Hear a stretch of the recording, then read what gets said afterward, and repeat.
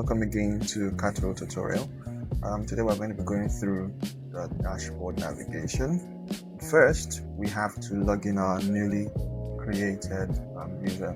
So a few things to note: when you register your Qartwil account, you'll be prompted via email to verify your Qartwil account. But if you've not done that and somehow you could not find that email, the best way to get it done is to initiate a login. So when we try to log in now, you would see that we're going to be told to verify our email. Okay, and once you get that email, it's simple. Just go there and click the link. Right, so please verify your email before logging in.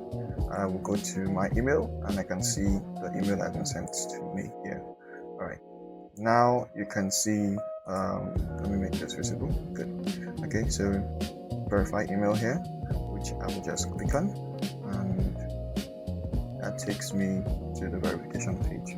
Immediately your verification is done, you can log in to continue the whole process. So let's wait for this to load up. Okay,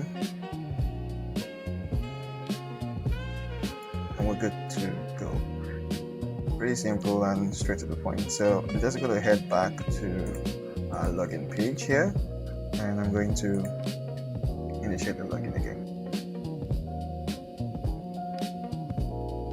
There we go, login successful. Alright, so always do well to check your email.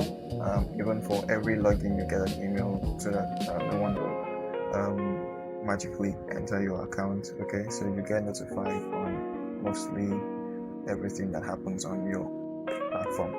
Alright, welcome to the dashboard. So you get a guide when you first log into your dashboard. You can see the dashboard overview. This simply helps you show the total stores you have, transaction at a glance, and that's for your payments that you've made. To check your recent user registration and activities, just like we mentioned earlier. Monitor on red messages and notification, that's also coming soon. And then if you're viewing from your mobile, then you will notice that there will be a 3 dash just on the left corner.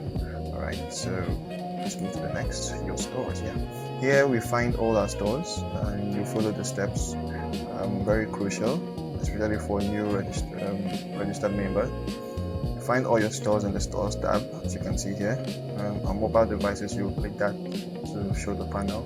Okay, you expand the store to see the subscription details and actions. Each store shows the status. You just go through this. The most important part is here. Okay, when you first create your Qartwil store, you are to check the availability of your store domain. This is for you to verify that your domain is available to be used by you, that is, so Qartwil can purchase it on your behalf.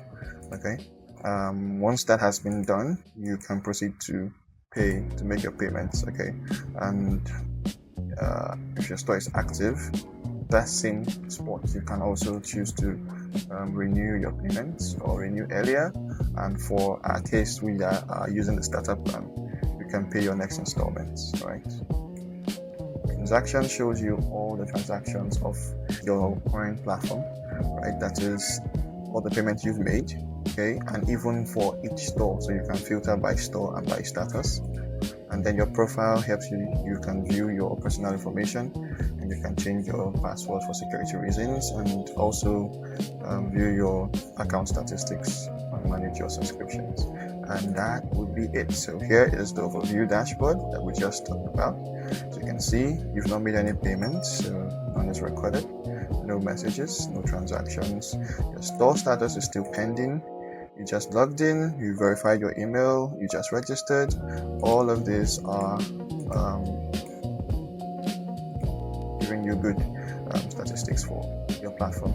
Now we move over to my store. You can see your store. Remember to click on this to view your package and your start date and expiration. Everything about your store. To check domain availability, you can see here, which we're coming back to. Transaction. You can see this is for all stores. If you have more than one store, you can always select a particular store and you will see the transactions that relate to those stores. Okay, your profile. Here you can view your details. You can see your summary, how many stores you have, transactions, messages, and all.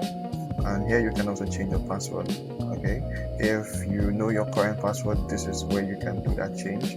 if you happen to have forgotten your password, you have to use the forgot password. That is when you're trying to log in.